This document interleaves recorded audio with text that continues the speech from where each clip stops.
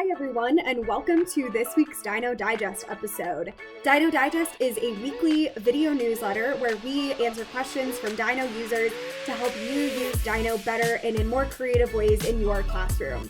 Let's see what topic Maggie has for us today.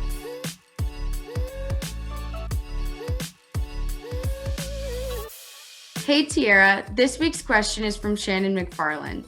She said she would love to see a tutorial of different blocking methods. She said she also saw a teacher send a message to a student and the student had to click a got it button, but she hasn't figured out how to do it herself yet.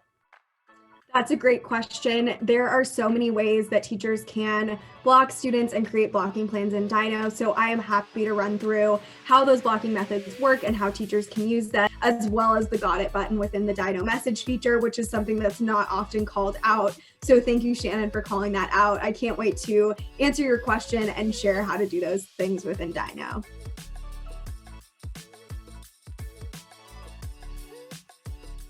All right, entry number 4 of the Dyknow Digest. This is a great topic to talk about, especially because Dyknow offers a few different blocking methods, and it's always good to review what these methods are and how teachers can use them. So that was the first part of the question. The second part of the question was involving the got it feature, and that is part of our messaging feature. So I'll address that part of the question at the end. First, let's talk about blocking methods. So within Dyknow, there are primarily 2 ways that teachers can block. One is by setting up blocking plans, and the other is by blocking websites on the spot as they notice that students are distracted by them. So with blocking plans, teachers can go into their blocking plan feature and either choose to set up an allow only plan or a block only plan. So all teachers need to do is create a new blocking plan, choose if they want to do an allow only plan or a block only plan, choose the websites and apps that they want to block or allow, and then enforce that blocking plan. So with an allow only blocking plan, this is the most restrictive kind of blocking plan that teachers can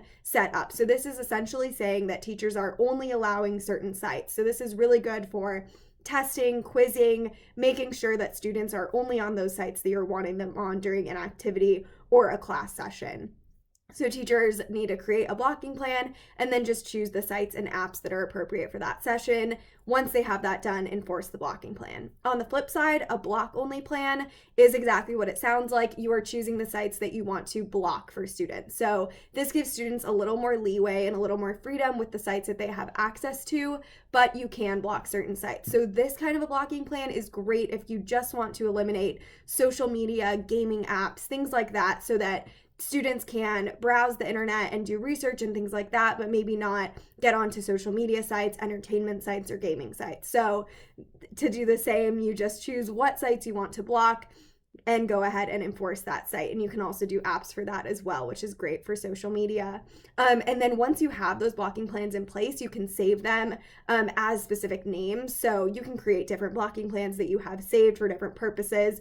We have a lot of teachers who will set up a writing day blocking plan where they have certain activities and sites allowed for that writing activity, or in the same sense, setting up a specific blocking plan for quiz days and test days. So you can have those saved and access them really easily, use them when you need to use them. The other way that you can block is if you are having an active monitoring session in place and you don't have a blocking plan in place yet, or if you do and you notice a student has gone to a website that may not already be blocked, you can just pop that student screen up into Big View and go ahead and block that site. And once you block it for that student, it will be blocked for the rest of the class and the rest of the class period, so long as you keep it blocked on your blocking plan. So that's a really easy way. If you notice kind of a hole in your blocking plan, you can easily solution that by just blocking it on the spot if you notice a student is on that website or the app. The second part of the question was about a got it button. So the got it button is a really cool feature. It allows students to kind of dismiss a message that comes from teachers. So if you are using the send a message feature in Dyknow, choose to send a message and type out your message if you do a custom message, and choose not to lock student screens. So when you lock student screens, it'll shut it down into that kind of black screen that says get back to work or attention or whatever message you have sent. But if you choose not to lock student screens, the message will pop up more as a notification on student screens. And that is where the Got It button comes into place. If students click the Got It button, it dismisses the message for them, so that you know that they saw it, but they don't have it on their screen for the rest of the class period. So I hope that that answers your question, and I hope that you can use the Got It button in your messages moving forward and have a little more clarity on the blocking plans within Dyknow. So as always, thank you for your questions. If you're using these features, let us know how. We love to hear your stories. And don't forget to submit a new question for the Dyknow Digest. So comment on this video or any other episodes that we have published to submit a question about Dyknow or using Dyknow in your classroom, and we will be happy to answer it on one of our episodes.